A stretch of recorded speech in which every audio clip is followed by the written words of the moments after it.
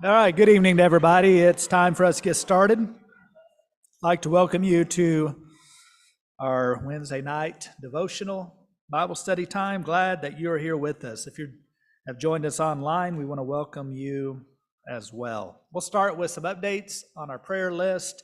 We do have some bulletins in the foyer if you'd like to grab one from Sunday. Here's a few updates.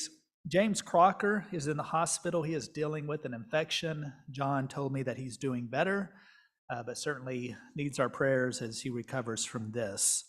Some good news, Debbie Jones's friend, George Matson, we've been praying for him. He is now cancer-free. We celebrate with him. Certainly great news. Lauren Barger has an upcoming CT scan and MRI to determine what or if further treatment is needed. Also have an update on Marge Purcell, Janice Needham's mother. She is in the hospital in Knoxville, just going through some struggles right now. And then we heard today from Ruby Lindsay, her sister-in-law is out in California. She's recovering from surgery and will start rehabilitation for that. Some other announcements, World Bible School teachers, if you're involved in that ministry, we have 61 new enrollees. If you are able to take on some more students, you can talk to Cliff Barger on Sunday to get those names. There's a sign-up sheet on the bulletin board for those who will be attending the Ladies' Day here at Westside. That will be on Saturday, April 22nd. Always an encouraging, uplifting time, so be sure and sign up if you plan to participate in our Ladies' Day. This Sunday night after evening worship, we have our egg hunt planned. We still have some eggs back in the gray tub. If you'd like to take some of those, fill them up. Brett said to wrap them in duct tape real tight so nothing falls out. Don't use duct tape, but do tape them so that the contents of the eggs don't spill out. So fill them up and tape them up and bring them here for Sunday. We'll have a good time. I think that's all the announcements that I have here tonight. Marty Edwards will lead us in singing. I will have our prayer. Brett will lead us in our devotional. After our devotional, our classes will continue. Brian Wesley is in the university room teaching a class over faith and the footsteps of faith. I'll be here in the auditorium teaching a class on how to handle emotional overload. And the class on Galatians will continue in the multipurpose taught by Tracy Talley and Tony Graham. Marty?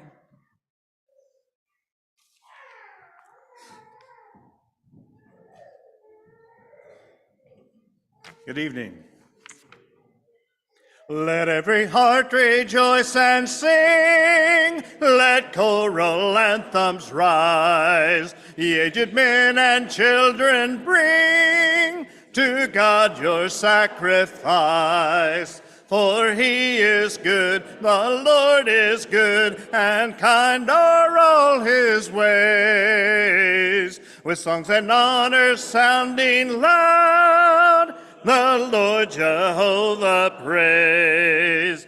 While the rocks and the rills, while the vales and the hills, a glorious anthem raise. Let each prolong the grateful song, and the God of our fathers praise. And the God of our fathers praise. He bids the sun to rise and set. In heaven his power is known, and no subdued to him shall yet bow low before his throne. For he is good, the Lord is good, and kind are all his ways. With songs and honors sounding loud, the Lord Jehovah praise. While the rocks and the rills, while the vales and the hills, a glorious anthem raise. Let each prolong the grateful song, and the God of our fathers praise. And the God of our fathers praise. Let's bow.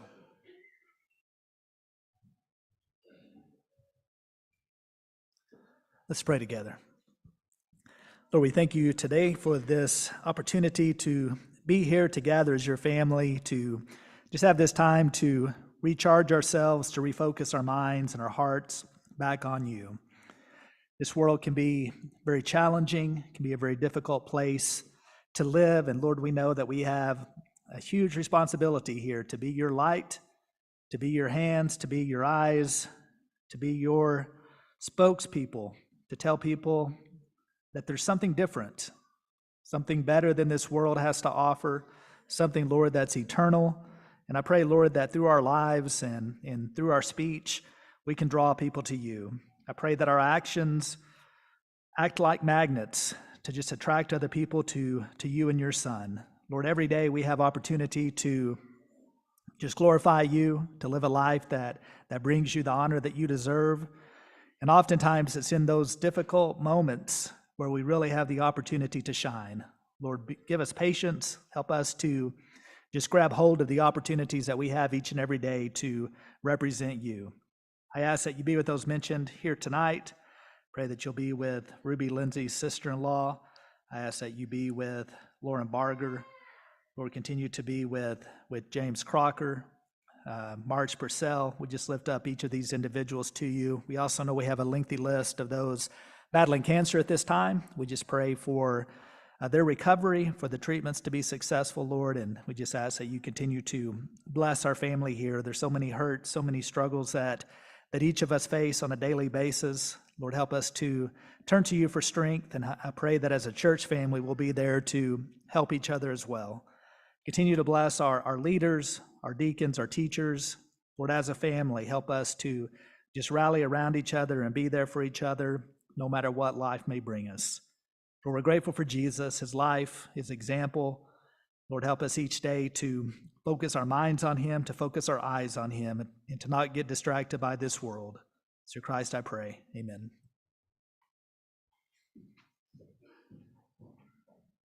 This next song is such a great reminder for us that are so frequently involved in such hectic lives in our society.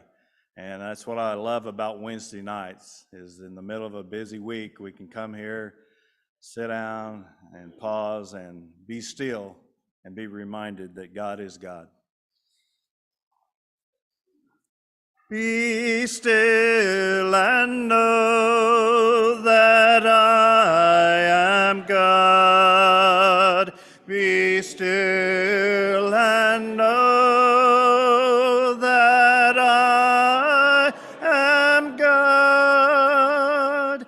Be still and know that I am God. I am the Lord that strengthens thee. I am the Lord that strengthens thee.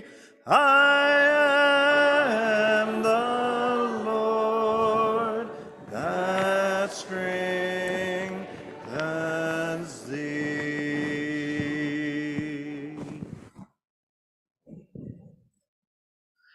Now David and his men were in the wilderness of Maon, in the Arabah to the south of Jeshimon.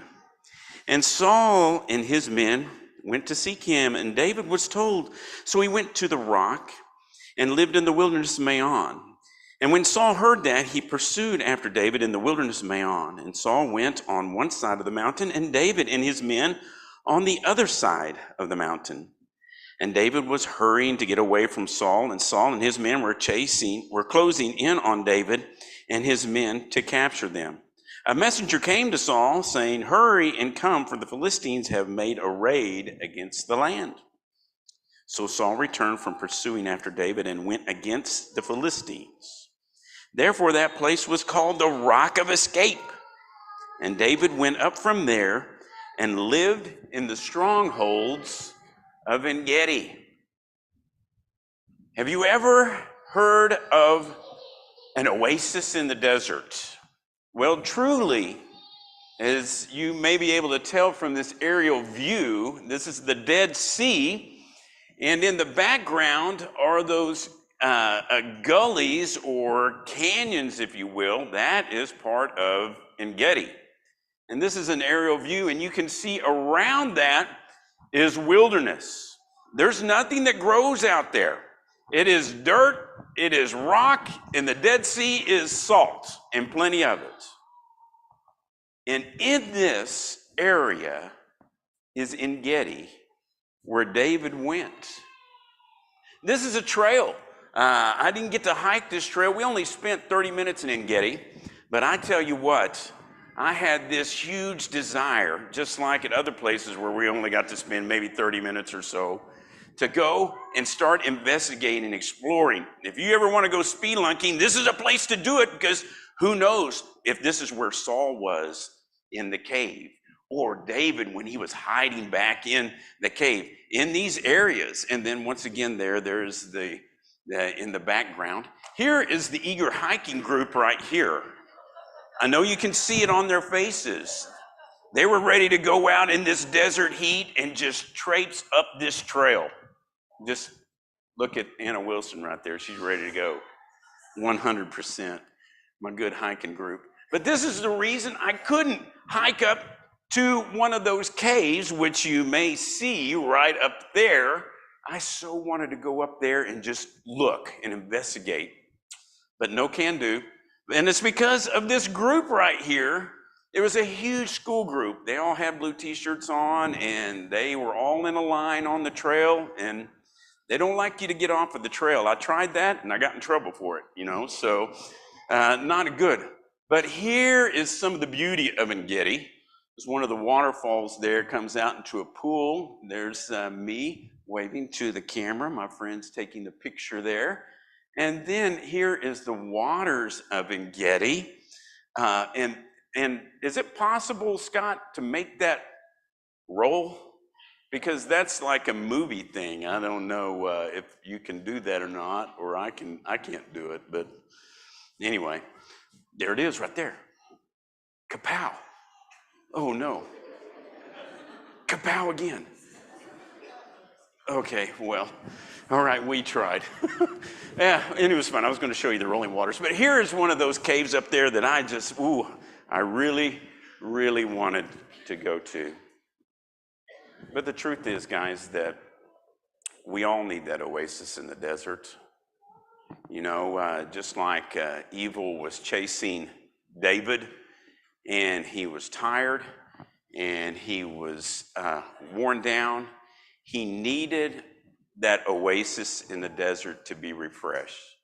Evil chases us every single day. It's relentless.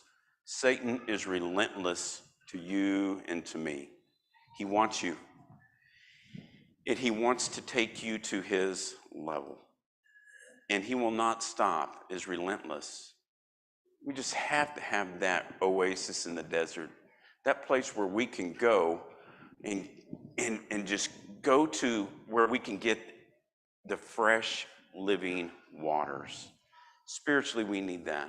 We need that every single day, to have the fresh and living waters, to have that assurance from God that I am with you.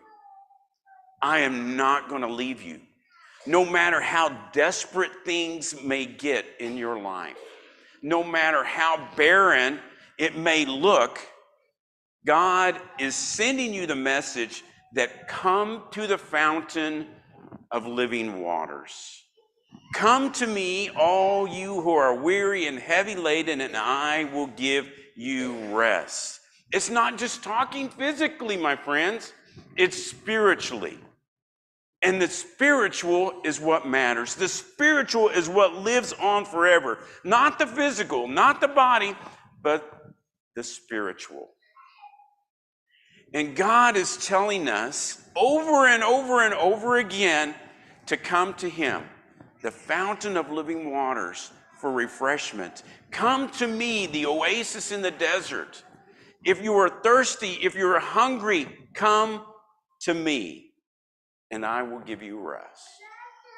What a comfort that is to me. And when I look through these pictures, and I'm excited for my friends Mark and Pamela Green, who are going to be leaving on Sunday to go to Israel, and maybe they'll see a lot of places like this, and maybe some places that I didn't see. So I'll be excited to hear from them when they come back. But when I see pictures like that, it reminds me not only of the Old Testament times when this is where David was, this is where Saul was, and those things, but it reminds me of how God was there for David, his servant, and how God is there for you, his servant. You have a need today. Can we help you? You need the prayers of the church. If we can't help you in some way, please come now as together we stand and sing. Sweet is the song, sing today. I'm redeemed, I'm redeemed. From sorrow and shame.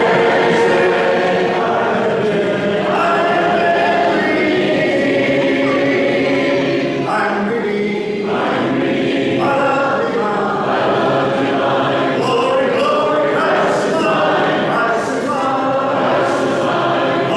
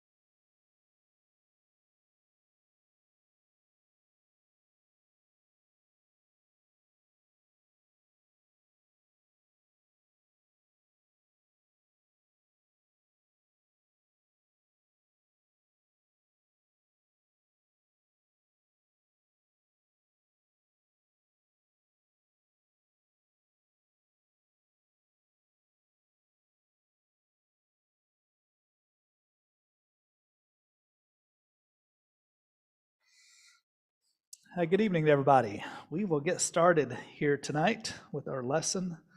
Hope everybody is having a good week. Certainly good to be here tonight to just going to refocus ourselves. The overall title of this class is You're Not Alone. And we're talking about some challenging emotional struggles that we go through from time to time, or maybe struggles that we go through on a consistent basis. As I mentioned last week, one class over each of these subjects is not a cure-all for people that are battling some of this stuff. This is especially true with the subject we're going to talk about tonight. My goal is to help us gain a little knowledge, perhaps about ourselves, to better understand ourselves, and then also to gain some knowledge to help us minister to others. The Bible reinforces the truth that we are not alone in our battles. The human experience is strikingly similar across the board. We face so many things in common, and as Christians, even more so. The Christian walk, the Christian life, what we pursue, our goals, our ambitions. Because of Jesus, even more so, our experiences are similar. I learned a lot when I got married. I learned how little I knew. My wife instructed me on a lot of things that I didn't even know about myself. If you know me, if you go into my office, if you walk into my closet at my house, if you look at my little world, you will learn pretty quick that I have OCD. And it's at a pretty high level. Now, when you have some sort of struggle that you battle, and you battle it your whole life, you think that you're normal. And that's how I entered my marriage. I thought I was normal. My wife let me know pretty quick, you're not normal. You know, there were things that I would do even as a kid that I look back on, and I'm like, wow. I would clean my dad's garage. I would clean our house. I would do things that were not normal for a 10-year-old. And it all was connected to OCD. Even with academics and athletics, there was always that compulsion, that drive that at sometimes was not at a healthy level. And I thought everybody else around me was unusual. And I learned that, okay, I'm the one that's not normal. Brett's office is a lot more normal than my office. Jennifer has to clean up his office, which tells you everything you need to know about Jennifer. But when we're dealing with some mental struggles, whether it's OCD or depression, which is what we're going to talk about tonight, it's important for us to turn to God for help, for guidance. Solomon wrote in Proverbs 17, verse 22, "A merry heart does good, like medicine, but a broken spirit dries the bones." There's a lot of people walking around today with dry bones. According to research from a doctor in the field within psychology, 230 million prescriptions for antidepressants are filled every year in the United States. And the number of people taking these drugs has doubled in one decade, from 13.3 million to 27 million, and these statistics are a little old, so I'm sure it's gone up even more. And part of that is because there's such a huge stigma that has been attached to mental struggles. And we're in a time when people are more open. You're able to have more honest conversations about some of the things that you go through. There was a time when you were just told, just deal with it. Just handle it yourself. So there's a lot of factors that have caused that increase, but it shows us that depression is real. Depression has become an epidemic in America and around the world. We think about the Declaration of Independence, those unalienable rights that every American should have the right to pursue: life, liberty, and the pursuit of happiness. Our pursuit of happiness has hit a lot of roadblocks. There are a lot of people who haven't been able to find happiness. And sometimes it's one specific thing. It might be just one big thing in our life that's like this huge boulder just falling down on top of us. It might be so easy for us to identify, this is what it is. I just need a solution to this problem. And if I get the solution to this problem, it's all going to go away. And sometimes that's the case. Other times we may be battling depression and not even be able to say why. Not even be able to point a finger at what it is, but just this cloud of unhappiness. And that can be so extreme that we look at our life and it brings feelings of guilt because we look at how blessed we are. We look at how everything in our life is going pretty good. But there's just this feeling of unhappiness that we battle. We have a job, we make good money, our family's doing well, but there's just this undertow working in our life that we can't even put our finger on. Although the symptoms can vary depending on whether a person is suffering from minor, moderate, or severe depression, there are some common symptoms. The Mayo Clinic lists these symptoms that I'm going to share with you. Feelings of sadness or unhappiness. Certainly maybe that comes first to our minds when we think about depression. But there's other symptoms.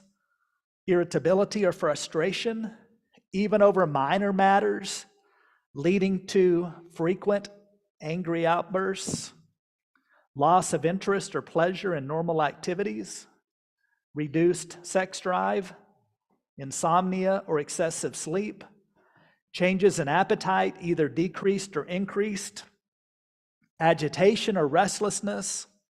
This could be in pacing, hand-wringing, or an inability to sit still, slowed thinking, speaking, or body movements, indecisiveness, distractibility, and decreased concentration, fatigue, tiredness, loss of energy. Even small tasks may seem overwhelming, feelings of worthlessness or guilt, blaming yourself when things aren't going right, trouble thinking, concentrating, making decisions, and remembering things, frequent thoughts of death, dying, or suicide. Now, you may come to this class and it's like, wow, I didn't know I was depressed, but listen to all of that. Now I'm depressed. Here are a couple more: crying spells for no apparent reason, unexplained physical problems such as back pain or headache. Depression can be caused by a lot of factors: stress at home or at work, grief from the loss of a loved one, worry, chronic pain, hormonal changes, health conditions, even genetics. A lot of times it's not just one thing, but it's a combination of factors that can lead to depression. Understanding the cause can be the first step to better addressing the condition. So I want us to examine some situations in the Bible where people clearly were battling depression, where it is obvious. You read the text and you're like, wow, okay, this person's depressed. There's going to be two examples that we're going to look at. And as we look at these, I want you to keep in mind, this may not describe you. This may not describe people that you know that perhaps are struggling with depression. But there are some things we can learn from these situations, and then we'll look at some ways that we can try to battle depression. So let's start in the Old Testament. We're going to look at the life of Hannah. If you'll go back to 1 Samuel chapter 1, we're going to pick up in verse 1, and we're going to come across a young lady who is clearly depressed. 1 Samuel chapter 1, we're going to begin in verse 1.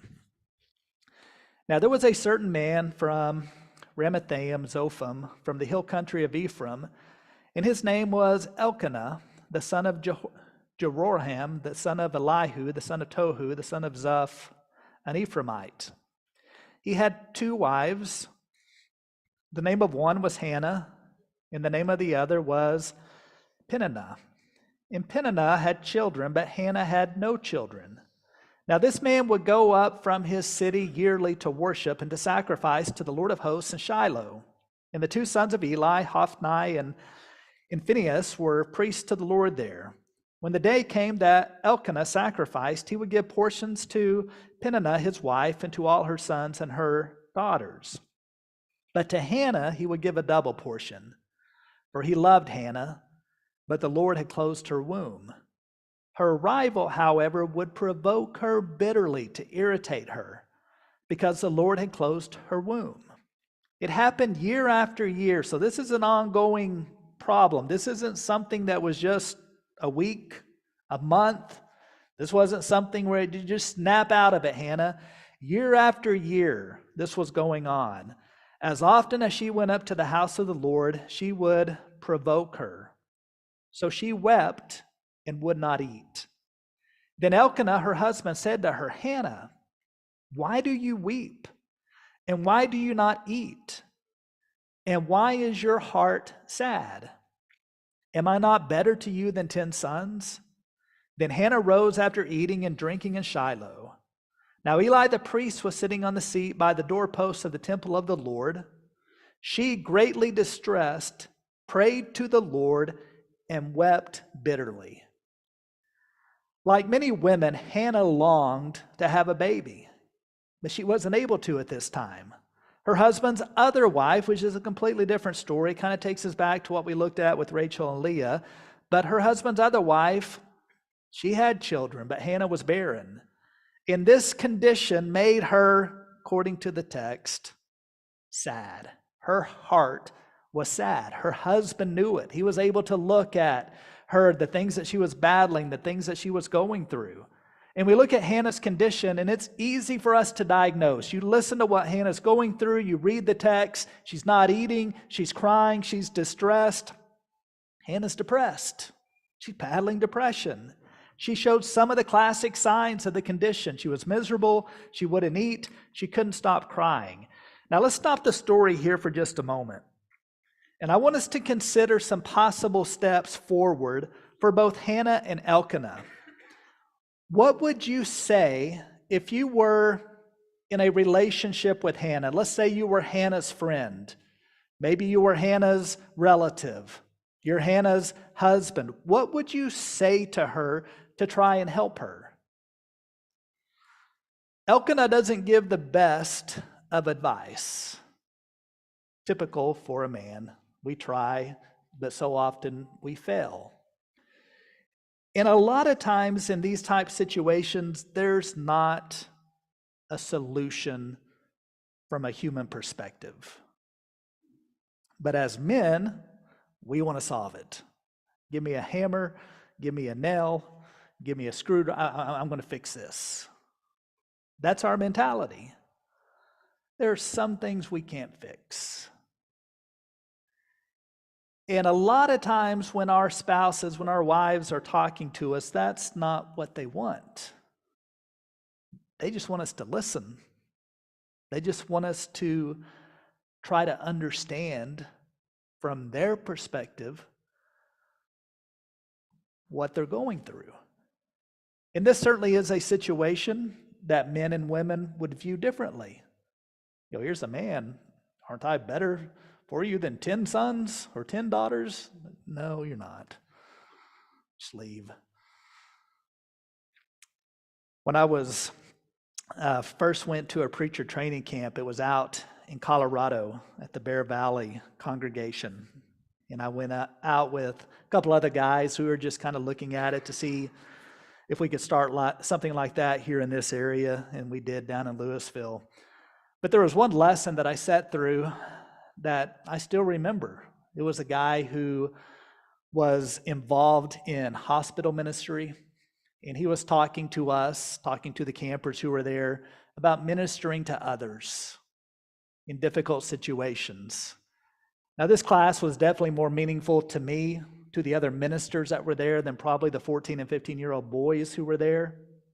So what he said, it stuck with me. partly because of the simplicity, also partly because of the depth of what he said.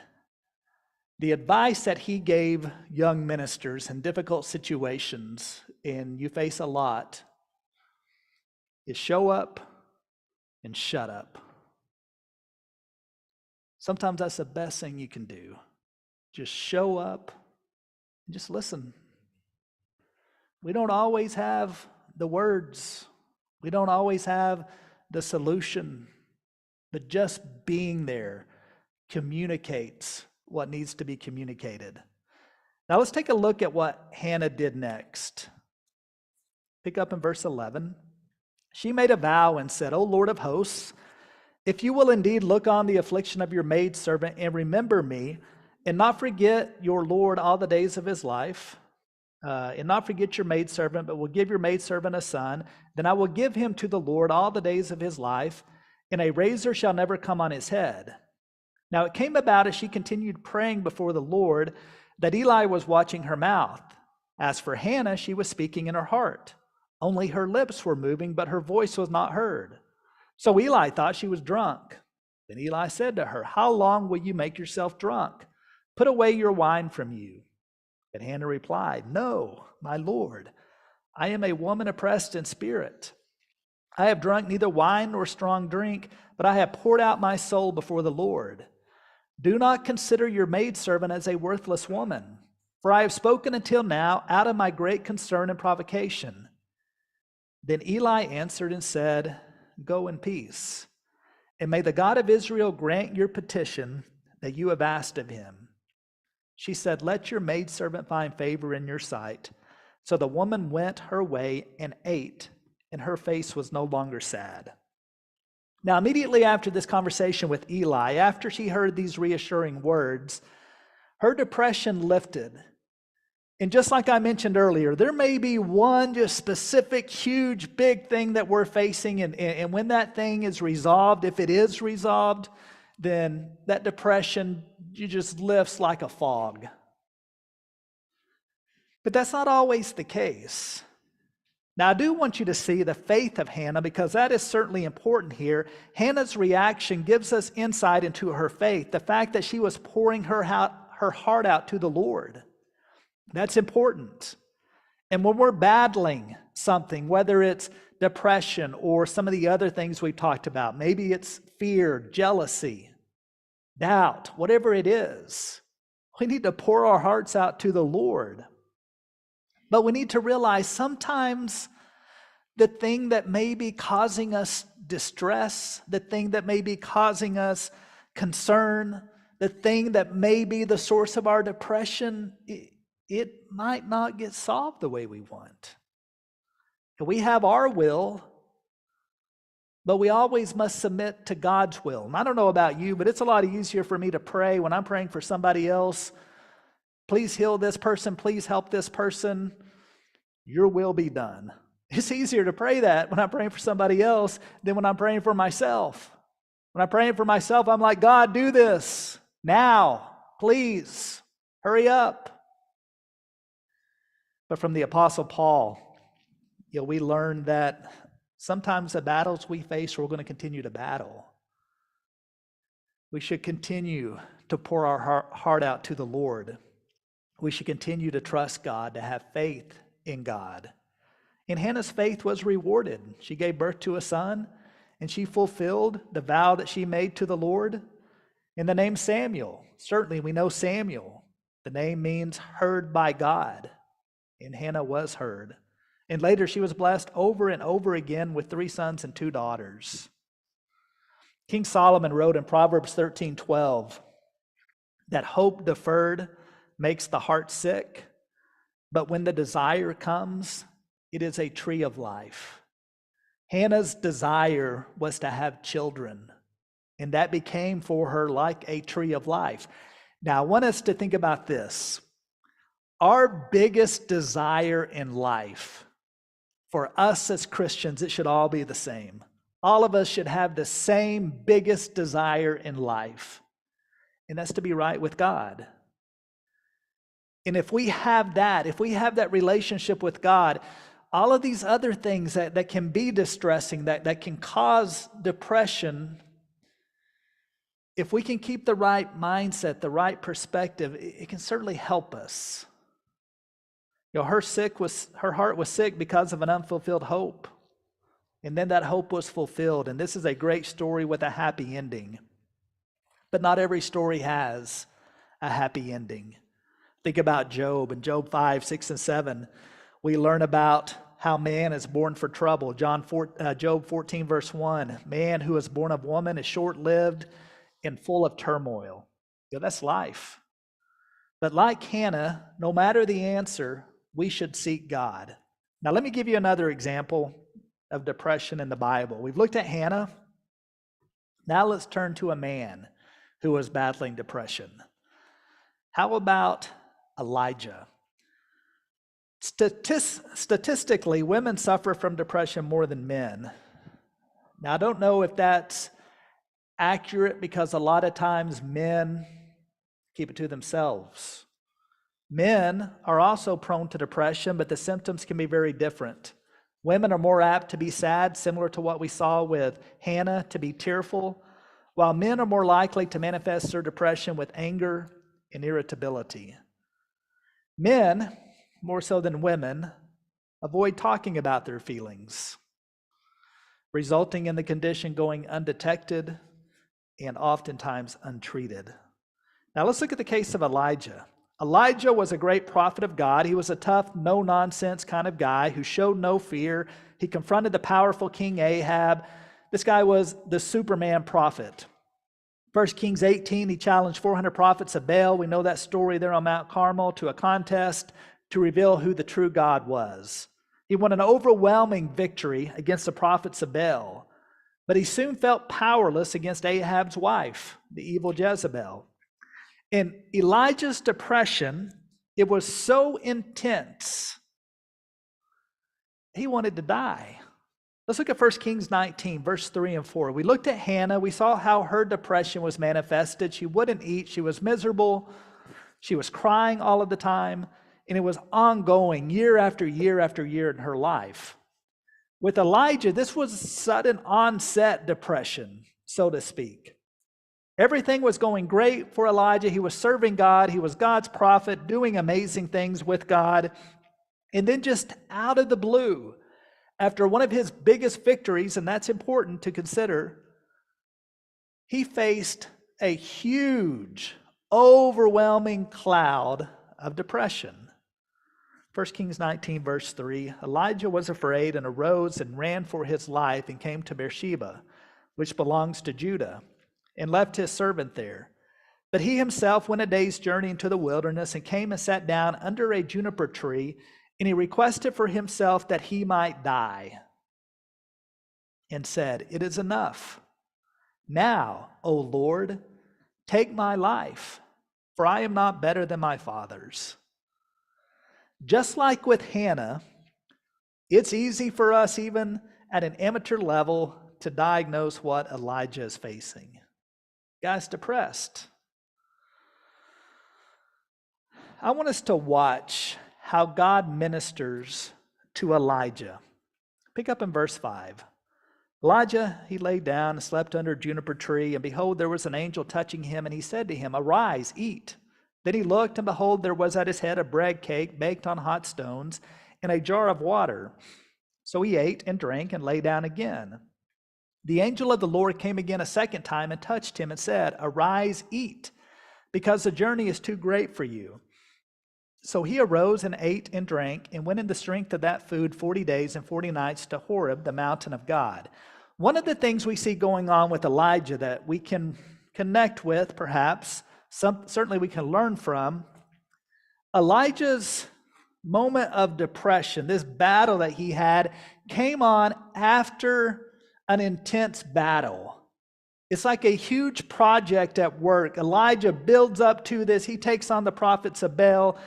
He slays them. He's standing up for God. He's fighting for God. Then he actually outruns Ahab's chariot to Jezreel. The dude is physically wiped out. He is exhausted.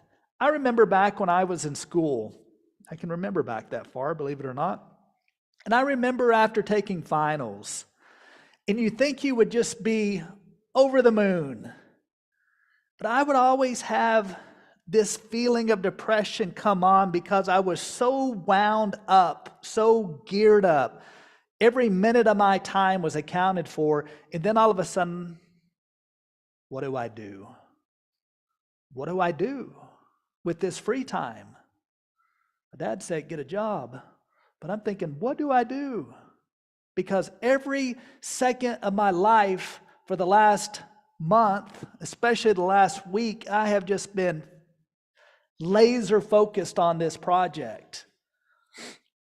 And of course, you're physically tired, you're mentally tired. And when you're in that state, physically and mentally,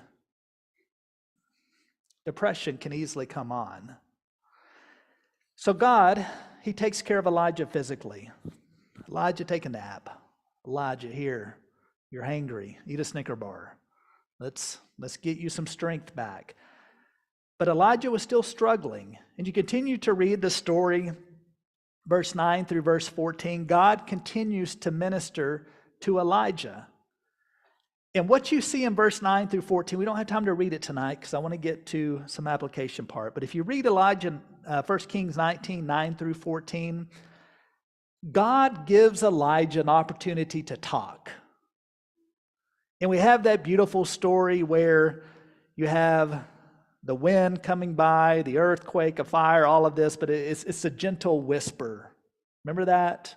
It's basically God just gently dealing with Elijah, listening to him. He let Elijah share his feelings. In verse 9, God asks him a question, and this should just give us goosebumps. Here, God's talking directly to Elijah. He asks him, what are you doing here, Elijah? It's like, come on, Elijah, get up. What are you doing here? And Elijah, this is what he said, I have been very zealous for the Lord. It's like, come on, God, look at what I've done. Look at how on fire I've been for you. I've been zealous for you, for the sons of Israel have forsaken your covenant. They've torn down your altars. They killed your prophets with the sword, and I alone am left, and they seek my life to take it away. And God just listens to him. And he continues to listen to him. Look at verse 14. What does Elijah say here? He says the exact same thing again. I have been very zealous for the Lord, the God of hosts, for the sons of Israel have forsaken your covenant, torn down your altars, and killed your prophets with the sword, and I alone am left, and they seek my life to take it away. So God takes care of Elijah physically. Get some sleep, here's some food, re-energize yourself physically, and then he takes care of him emotionally. He just listens to him. I was talking to Kevin Langford. He's one of my closest friends, and we do some minister venting with each other. And sometimes I'll call him to vent, and the next thing I know, I'm the counselor, and he's venting. But you need people like that in your life that can just listen. They can connect. They understand because they've walked a similar path. And that's what God's providing Elijah. So he takes care of him physically. He takes care of him emotionally by just listening to him. And then he takes care of him spiritually. He gives him a job to do. He lets him know he's not the only one that's faithful. He provides him a friend in the faith with Elisha. And so God ministers to the whole person. And when we're battling emotional issues, we have to take that type of approach. Physically, emotionally, spiritually. I talk with Shannon. She works at Jefferson Elementary with 3 and 4 year olds. And it's something that I learned when I was in education, when I was taking the classes. You can't expect a kid to learn when that kid is worried about whether or not they're going to eat. That kid is worried whether or not they're going to be safe when they go home. You have, as best you can, and teachers are certainly limited, as best you can, you have to educate and help the child in every area. And the same is true when we're battling these emotional struggles. And that's what God shows us. It's not just physical. Get up. Come on, what are you doing? We need to take care of ourselves physically, but also emotionally and spiritually to have a purpose, have a direction. And that's what God provides Elijah in all of these. So this is God's ministry plan. You want to write this down? This is God's plan. This is God as a counselor. He took care of his physical needs. Get some sleep, eat.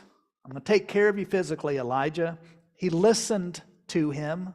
He just let him vent. God knew the big picture. God knew there were all of these other Israelites that had not bowed down to Baal. But he just listens to Elijah. All right, Elijah, lay it on me. He gave him a job to do. He reminded him he wasn't alone.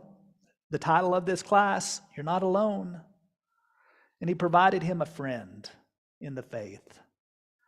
It's how God ministered to a man. Now, don't forget about how low Elijah was. Elijah was even lower than Hannah. Now, his depression wasn't as long-lasting. Hannah had been battling hers for years. But Elijah's, it just came on. It's like, wow, where in the world did this come from? And sometimes that's the way depression is. It just slaps us upside the head out of nowhere. That's what Elijah was facing, to the point that he wanted to die. And this strategy from God, it brought Elijah back to life. And it's a strategy that we can follow. Now, both Hannah and Elijah were able to overcome their depression when the cause of their sadness was restored. Proverbs 12, verse 22 wisely teaches, anxiety in the heart of man causes depression, but a good word makes it glad. Now, as I've stated, not everyone's situation lines up with Hannah's and Elijah's. Many people, maybe more people, are depressed for no apparent reason. Their sadness is not caused by a specific circumstance or a stressful time. They don't have Jezebel chasing after them, threatening to kill them. They're not in Hannah's situation where they aren't able to have a child or some other big life circumstance. A lot of people, they just really don't know why they have such low feelings, why they're battling depression. One lady confided to a counselor, when I burst into tears because I dropped a spoon on the floor, I knew I needed help. Depression is often caused by a chemical imbalance in the brain, especially low doses of serotonin, norepinephrine, dopamine causes depression. It also causes what I've struggled with, OCD. This can be treated with the right dosage of antidepressant medication. And medical troubles within the brain should be treated as fervently as we would treat troubles with our heart. Brain's pretty important, isn't it? We shouldn't have that stigma attached to mental struggles. Because I promise you, every person at some level has some struggles up here with our thinking, our attitude, just struggles through life. In a person with unexplained depression, they should see a trained physician. Spending time with the great physician will also be a tremendous benefit, but you should also seek medical help. Here's some ways to cope with depression, some other things that can be helpful that help me when I'm struggling with my mood. Spend time in the sun. It helps. A couple days ago, I was just kind of battling the Monday blues, and I like to play tennis, and everybody to play tennis with, so I went over to OU, and they have a board that you can hit a ball up against the wall. And after I hit that ball up against the wall for about an hour, I felt pretty good. Just being out in the sun, just doing something. Communicate your feelings. Number 2, that's something that you can do. That's what God did with Elijah. I don't think Elijah realized what he was doing, but Elijah was communicating, God, I have been very zealous for you. All of the other Israelites, they're worthless. I have fought for you. And now Jezebel's going to kill me. He just communicated what he was feeling, what he was going through. And that's where that friend can come in, like I mentioned with Kevin, where you have somebody that you can just communicate your feelings with. You're not worried about being judged. You're not worried about being fired. You're not worried about somebody writing in their diary at night about all the things. You just need a friend that you can depend on. And for a lot of us, it can be our spouse. But sometimes having a guy friend, if you're a male, or a female friend, if you're a girl, to have that connection with can make all the difference. Communicate with God. The way Elijah was communicating with God, believe it or not, we can have those same conversations. Now, God isn't going to talk directly back to us, but he speaks to us through his word. And as I go through days, there are times people probably think of me the way Eli thought of Hannah. That guy's drunk. Because I'm talking to God, letting him know what I'm going through. Sometimes keeping a journal of your feelings, of your emotions can be helpful. Exercise can be helpful. Here's some other things that I think are huge that we often overlook. Volunteer somewhere. You know, if you're like me after you've taken final, what do I do with my time? Volunteer somewhere. Use your experiences to help others. You know, the things that you've gone through. I think about Hannah. I don't know if there were other people in Hannah's life that she could help. What about Elijah? Were there people in his life that he could help? You know, use your experiences, your battles to help others. When you have gone through something medically, you have a connection with other people who are facing that not everybody does. Think positive thoughts. Philippians 4:8, a great verse to be mindful of. Be thankful for what you have. And as I mentioned earlier, sometimes we need to seek medical help. We'll close with this poem I come across. I think it really captures what we've talked about tonight. Depression bears upon me like a mighty crushing weight. I can't remember simple things. I just can't concentrate. I feel persistent sadness that reduces me to tears. My mind is filled with anxious thoughts, with many doubts and fears. I have no energy for things I used to love to do. Some days I want to stay in bed and sleep the whole day through. But God sees all my sorrow, and I know He's always there to heal me as I pray and cast on Him my every care. Glad you guys were here tonight. If there's anything that I can do to help you in any of these areas that we're talking about, I'm certainly available. Our leaders are available. We know life is hard, and that's one of the reasons we're talking about some of these issues that we face as we go through life.